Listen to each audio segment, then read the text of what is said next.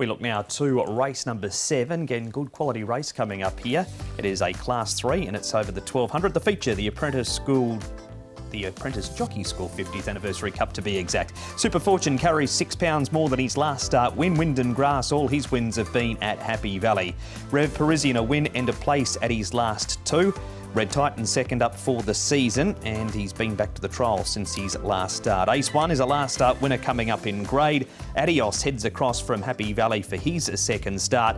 And Victory Scholars comes to Class 3 for the first time also, Tom. And at the speed for the 1200 metres, you'd imagine should be pretty good. Yeah, Super Fortune, Rev Parisian. You think Zach would let Karis go on Super Fortune. Then you've got Ace 1, who was actually up handy last time out when delivering. Then Adios, Paul, he was probably a little bit worse than midfield and he did cover some ground last start too. He did, and he ran on really nicely.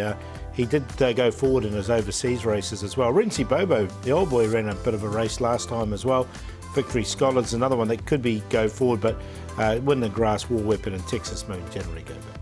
Texas Moon was a massive price debut winner. He's just struggled a little bit since then. This horse hasn't struggled lately. Paul, Super Fortune, you've been all over him in recent times. Yeah, I like this horse. I mean, he's got a big horse. He's got to carry the 132 from a wide draw, but it's a smallish field, so I think he can get across easy enough.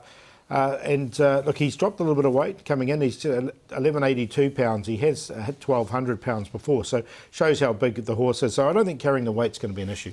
Yeah, I don't think it will be either, but I think the biggest danger to him is the horse in the blue and the orange sleeves, rattling home late. Red Titan, he certainly improved last start. That was first up for him, so you'd expect him to take natural improvement again from that, and he has had a good recent trial. And he has won over 1600 at Goran Park, Red Titan, so the further he goes, the better he should be as well. Second replay, Tom, Texas Moon, Regency Bobo, and Rev Parisian showed that win at huge odds 2 starts ago was no fluke. No, it was another nice effort from him behind Brilliant Way, who again has since come out and won the other day. They got towards the outside rail. This is where the action was happening this day, and it was only headed over the final stages. Paul, old Regency Bobo, you mentioned him there. He stuck on well on that rain-affected track. Yeah, I just wonder if the rain-affected track did help him, because he is getting on a bit. Rev Parisian prior to this did win nicely on a good track though, so I don't think the track's going to hold any fares on Sunday for him. So yeah, I've got him in as the Quinella horse. Ace 1, class drop winner last time. He has struggled a bit up in this grade. The opening appearances that he has had, he's had 4 starts for nothing. What about now he's got the win next to his name? Can he come up with confidence? Well, he is racing well. I mean, he's obviously a last start winner, but again, this was on a good to yielding track, so I'm not sure how much that helped him. So I wanted to see him do it on a good track up in grade first. Yeah, I think he had his birthday last start. This horse, Ace 1, he was a lot handier than he sort of had been in his last couple of runs. Drew nicely, barrier 1, and delivered here over a horse that's been in good form, August Moon, but happy to watch this time round. Runs earlier in the program does August Moon. This is the debut, Tom, of Adios at Happy Valley. He runs second on yet another rain-affected track. Yeah, and he's never tried 1200 metres before. Comes here to Sha Tin for the first time, but it was a really good run first up. Was just sort of a little worse than midfield, covering ground, but really stayed on well late here. Only beaten 2 lengths, and there was certainly some market support for him. Oh, definitely. Yeah, I've included him because I like the way he really finished off strongly after a tough run. As long as he doesn't bounce second up, that was just a little small query I had. And one more to have a look at, your assessment of Victory Scholars. Yeah, well, Victory Scholars is another one. He just might find this a little bit rich, this race. He's come up in grade without winning. He's had a couple of placings. He was beaten as a 2.4 favourite last time, but he might have been beaten by a good one in Bundle of Charm.